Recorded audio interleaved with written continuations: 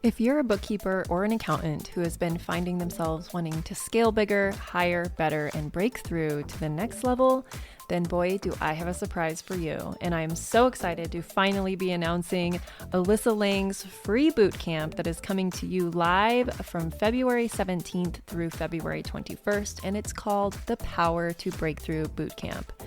This is going to be jam-packed with so much amazingness and so much value over the 5-day period with none other than Alyssa Lang, the workflow queen herself.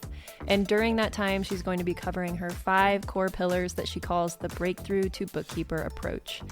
Each day is going to be dedicated towards each one of these pillars, and you can expect that she's going to cover things like a powerful mindset, optimized offers, world-class systems, empowered company culture, and removable CEO. So if you are hitting a wall and feeling like you can't move forward or you can't take on new clients because you don't have the right systems in place or the right team, maybe you're not really even sure where to start with hiring and having the right mindset to really truly scale bigger, higher, better, and break through to the next level, then this is going to be the free bootcamp for you. You can go to workflowqueen.com/ambitious, or you can find the link in the show notes for this episode.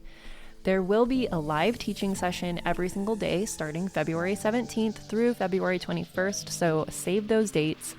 That live teaching session is at 12 p.m. Eastern, and you can expect it to be about an hour long. There will also be a live Q&A every single night at 5 p.m. Eastern for about an hour as well, with Alyssa Lang and her other coach. If you've been really feeling stuck and overwhelmed and not really sure where to start and how to get yourself leveled up, this is going to be the right bootcamp for you. So just head over to workflowqueen.com/ambitious and sign up today. If you have any questions, feel free to reach out to support@workflowqueen.com, and they are more than happy to answer your questions. Now let's get into today's episode. You're listening to a bonus mini-sode on the Ambitious Bookkeeper podcast.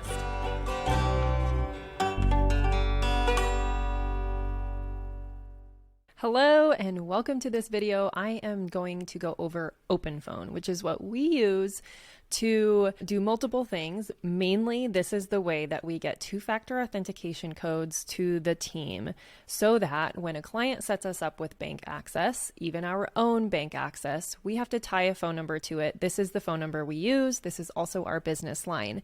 So below this video, you will see the steps that you need to take before you get to setting up OpenPhone so that it all works seamlessly. And as you start to build out your team, you have these things in place. So number 1 is you need to have a centralized email inbox. Before we even get into OpenPhone or setting up a phone service or a phone number, you need to have a central email inbox that as you add people to your team, everyone has access to this inbox, and you train your clients to communicate through this one inbox, not Serena at Of Course Bookkeeping, not Emily at Of Course Bookkeeping, or whatever your firm name is. You want a central inbox called help or support or hello or something that you're going to give everybody access to. And as you onboard new employees and clients, you're training everybody to use this inbox to communicate with clients.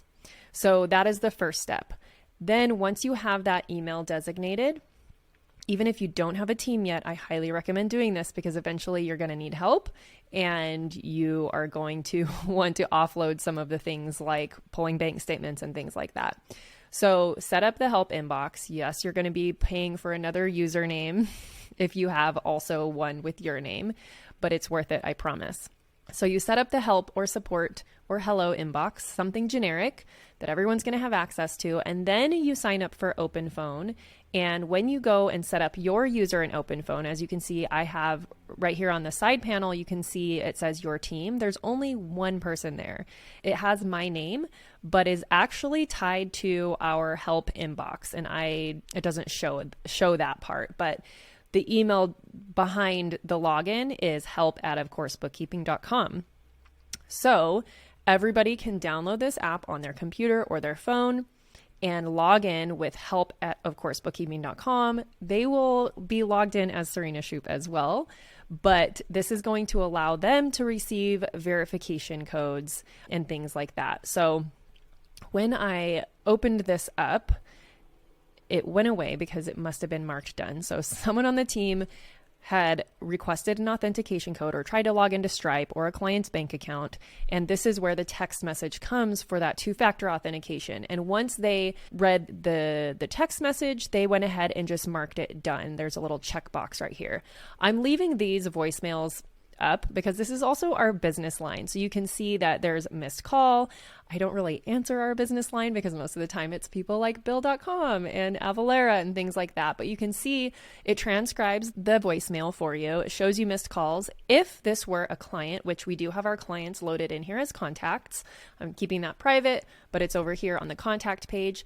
I could text my client, and that's something that we've done. So when we onboard a client, we ask them what their preferred method of communication is. And if they say text message, we have a note in Asana that has that in there, and we can text them from OpenPhone, and the whole team has access to this, so we can see all the communication with the client if we want to. We can see calls and all the things.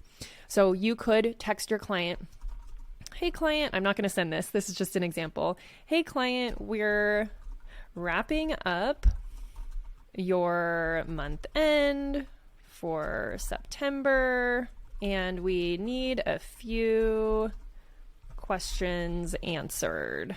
So you could do that, and you could drop in the Google Sheet link, Google Sheet right here. You could let them know if you use something like Zero Ask. You could say, we have a Zero Ask pending your answers, anything like that if you're trying to do follow-up. So that is something that you could do. You can attach files, you can do emojis, you can send it later, which is great if you or your team are working late at night and you want to make sure this stuff is handled during business hours. So that is one way to use OpenPhone to communicate with clients in a way that everyone has access to it.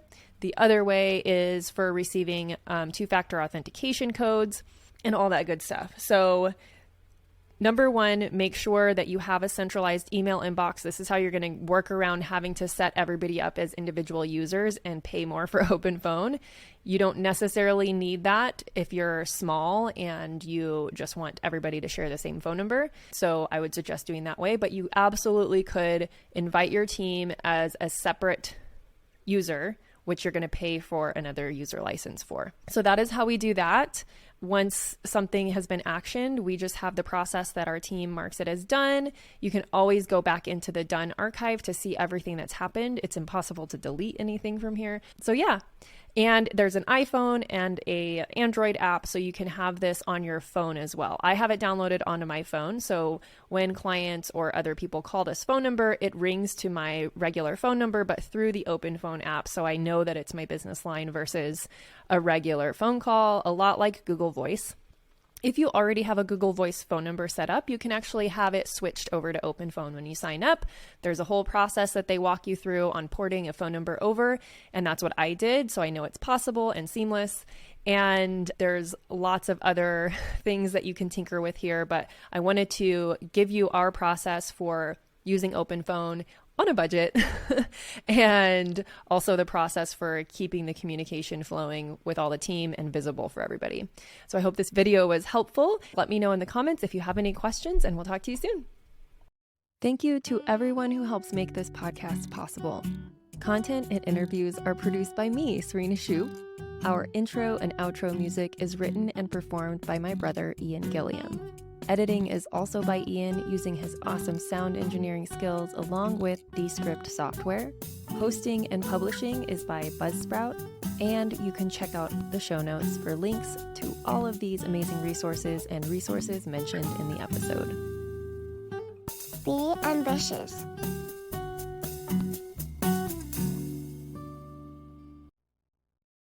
This episode of the Ambitious Bookkeeper podcast is sponsored by my brand new free training, The Ultimate Guide to Creating a Profitable Bookkeeping Business. In just 1 hour, you will learn 3 keys to creating and launching a profitable bookkeeping business. We will map out your path to creating a bookkeeping or accounting business that keeps you in control of your time, priorities, and expertise. from someone who built a six-figure firm on part-time hours. That's right. You can stay in control of your time, keep family as your priority, and serve your clients well. It just takes a little strategy up front, and I'm going to help you with that during this free training. So head over to the show notes to sign up now for the next training and find out how you can choose the work you do, kick imposter syndrome to the curb, use tech to be super efficient, which all leads to a profitable business. Just head on over to ambitiousbookkeeper.com/training, and I will see you there.